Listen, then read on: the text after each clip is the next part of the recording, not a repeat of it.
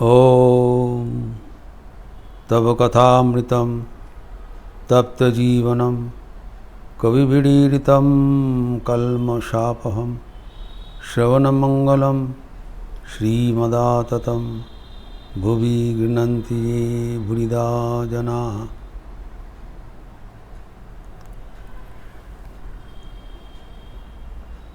ठाकुर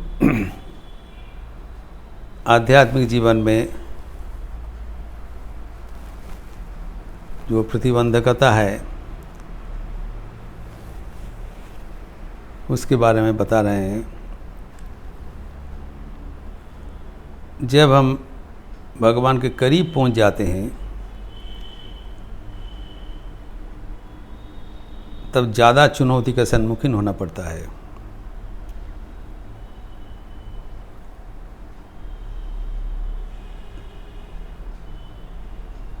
सिद्धा ही नाना प्रकार का होता है। सिद्ध मतलब इज परफेक्ट, लेकिन सिद्धा किस प्रयोग से हुआ है? परफेक्शन के पहले अलौकिक शक्तियाँ, ऑकल्ट पावर्स, एक्स्ट्रा ऑर्डिनरी उनका टेनेट्स जो होता है, असाधारण उनका लक्षण दिखाई पड़ता है। उससे क्या होता है? साधारण व्यक्ति उनको सम्मान देते हैं।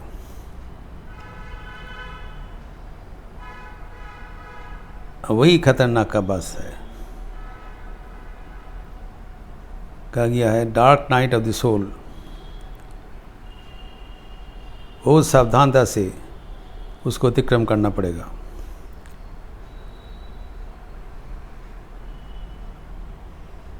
तब एक जो इच्छा होता है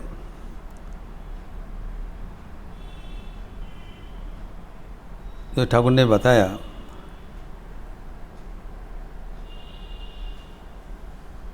कि अनेक व्यक्ति की इच्छा होता है हम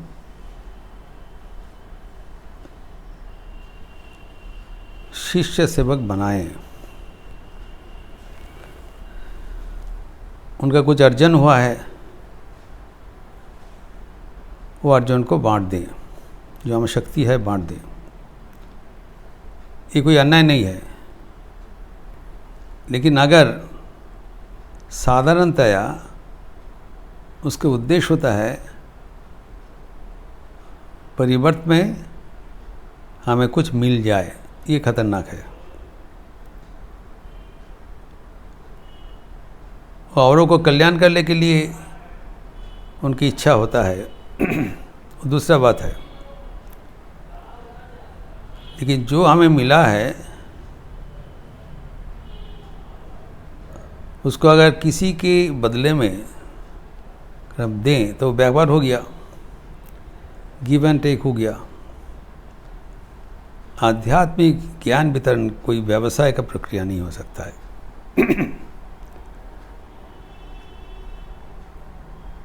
जो जागतिक शिक्षा प्रदान और पारमार्थिक शिक्षा प्रदान में ही फर्क है। जिसे कहा गया है जो आध्यात्मिक शिक्षा दे रहे हैं उनके 3 गुण होना चाहिए। एक तो पहुंचा हुआ व्यक्ति, दूसरा अपाप विद्ध, his character should be pure, और अकामहत, कोई मतलब नहीं है। The purity of character is a mandatory requirement for transfer of spiritual knowledge। जिसे कहा जाता है बर्तन क्यों ना हो, हम साफ नहीं रहने से भी कोई तरल पदार्थ तो ढक सकते हैं, लेकिन दूध नहीं ढक सकते हैं। वो बर्तन साफ ना हो तो दूध फट जाएगा। वैसे ही जो आध्यात्मिक ज्ञान वितरण कर रहे हैं उसका चरित्र पक्का होना चाहिए। और जब हम चरित्रों की खो गया तब उसमें और आध्यात्मिक ज्ञान नहीं रहेगा। ये बात बताने के लिए ठाकुर द्व्यर्थहीन भाषा में बोल रहे हैं, विथ अनमिस्टेकेबल लैंग्वेज। गुरुवाई बेश्यापन के जैसे निंदनीय है, इतना बता दिया। एवं उदाहरण के साथ बता रहे हैं कि जब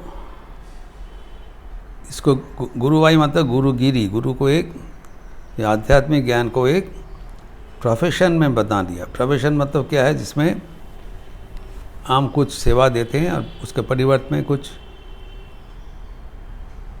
हमें मिलता है।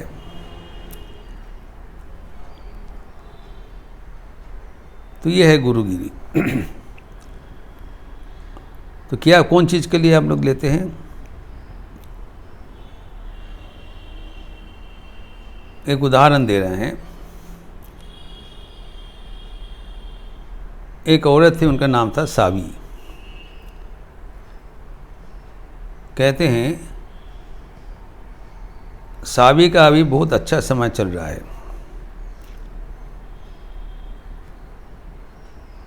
पहले उनका आर्थिक कष्ट था, अभी वो कष्ट नहीं है। अभी घर में बहुत सामान आ गया। वो सामान क्या है वो भी लिस्ट किया है। ये भी लक्षणीय है। जब भी वो पहले एक बड़ा आदमी कहीं यहाँ दासी थे, अभी वो बेश्या बन गया।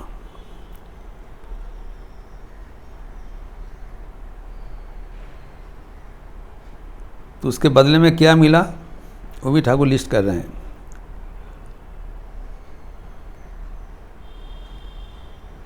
घूंटी गोबर,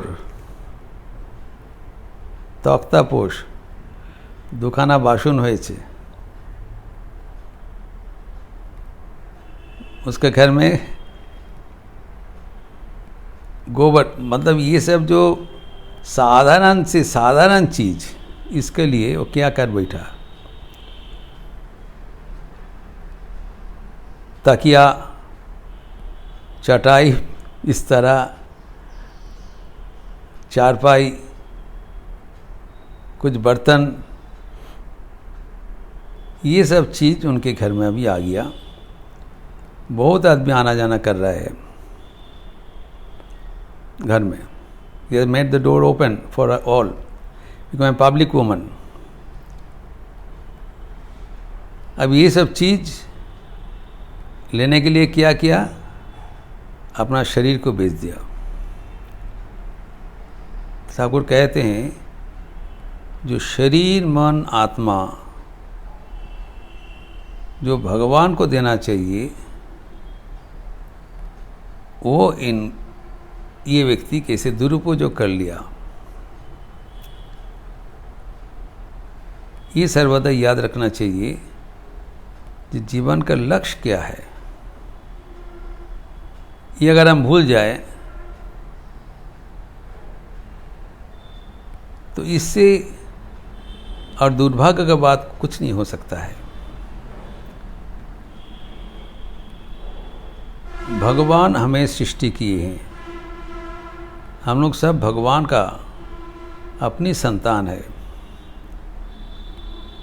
भगवान हमें सृष्टि किया है, ये सुंदर शरीर मन देह दिया है, आत्मा दिया है,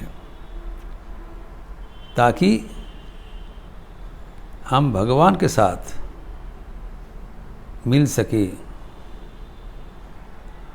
ये शरीर मन हमारा एक यंत्र मात्र है, उपाय है, माध्यम है। इस शरीर मन का आत्मा का उद्देश्य है ईश्वर को प्राप्त करना। ये आँखों से भगवान को दर्शन करना। सारी इंद्रिय का जो सार्थकता है वो भगवत प्राप्ति से ही मिलेगा। तो जो इंद्रियां हमें भगवान को प्राप्ति के लिए मिला है, अगर हम उसको वेश्या के जैसे दुरुपयोग करें, और वो कब? भगवान का करीब पहुंचने के बाद, सिद्धाई होने के बाद, साधारण व्यक्ति की बात नहीं बोल रहे हैं। इससे और दुर्भाग्य का बात क्या हो सकता है? इसलिए भगवान श्री रामकृष्ण चेतावनी दे रहे हैं, और ये मनोभाव पहले से ही हमें जारी रखना पड़ेगा। उस समय नहीं होगा, उस समय प्रलोभन का समान जब आते रहेंगे, उस समय प्रलोभन से मन को रुकना बहुत कठिन होता है। तो प्रस्तुति के समय से ही मन को कठिन करना पड़ेगा, ये सावधानता अवलंबन करना पड़ेगा। This should be part and parcel of our lifestyle practice, ताकि मन में सर्वदा ये भाव जारी रहे कि भगवान के सिवा हमें और कुछ नहीं चाहिए।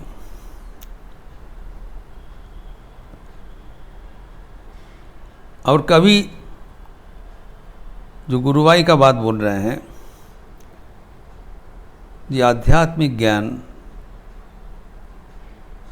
कुछ सामान्य वस्तु प्राप्ति की परिवर्त में, in exchange of something, should never be shared. आध्यात्मिक ज्ञान होता नहीं।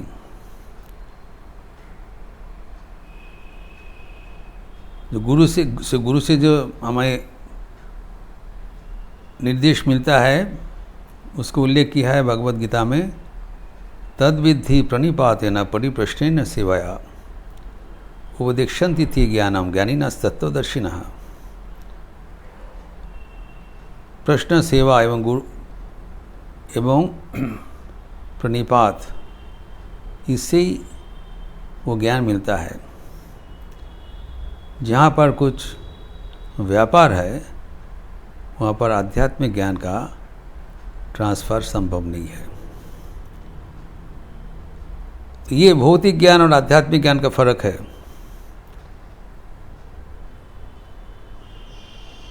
भौतिक ज्ञान जो शिक्षा गुरु होता है, उसमें जो ज्ञान दे रहे हैं उसका चरित्र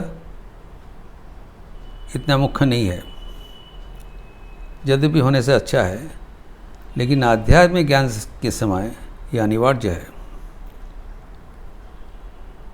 और वो जो उसके खिलाफ चले जाते हैं, वो नहीं करते हैं, उनका अवस्था ये वेश्या के जैसे हो जाते हैं।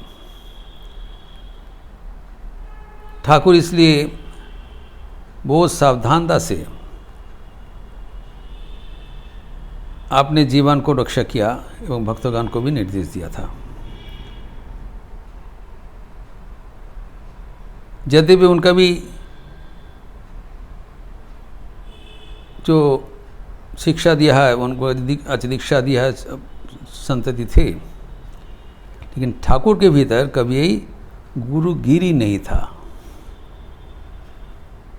इसलिए वो कहते थे, तीन चीज़ में हमारा बहुत डर है, गुरु, कर्ता, बाबा, ये तीन चीज़ से मैं दूर रहता हूँ। तो ठाकुर तो आदर्श गुरु थे, लेकिन गुरु का दो आयाम है। एक तो गुरु सच्चिदानंद है, तो कहा जाता है जगत गुरु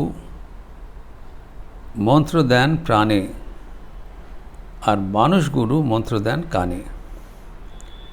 ठाकुर एक जगत गुरु का रूप से सबके भीतर में जो जीवात्मा है उनको उद्बोधित करते रहते हैं। और जब अवतार होके आए थे, मनुष्य गुरु होके आए थे, तब नाना प्रकार की दीक्षा दिया था। किसी को जिह्वा में लिख दिया, नाना प्रकार का दीक्षा का विधि है। किसी को स्पर्श कर दिया, किसी को कुंडलिनी जागृत कर दिया।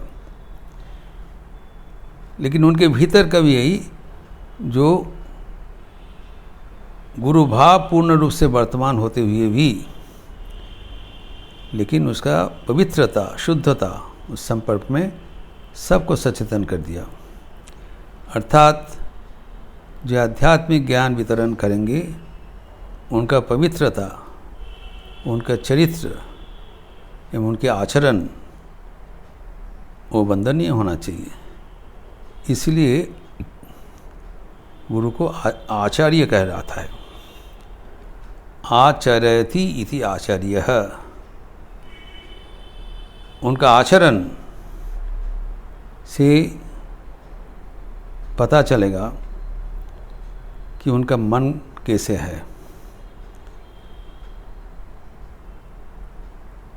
तो आध्यात्मिक शिक्षा दान के समय, विद्या दान के समय, ज्ञान दान के समय आचरण अत्यंत ज़रूरी है। ये ठाकुर बारंबार सबको चेतावनी देके, शिक्षा देके जा रहे हैं। ये प्रसंग फिर और जो विस्तार होगा उसका चर्चा अगले दिन करेंगे। ओम शांति शांति शांति। हरि ओम तत्सत्। श्री रामकृष्णार्पणमस्तु।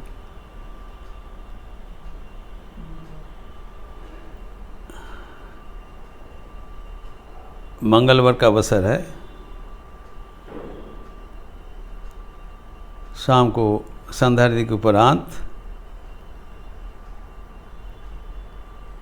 हनुमान चालीसा संगीत होगी, लिपि दिया जाएगा। आप लोग सब मिलकर हनुमान चालीसा दोहराएंगे। आप लोग अच्छा रहिए, स्वस्थ रहिए, आनंद में रहिए। नमस्कार।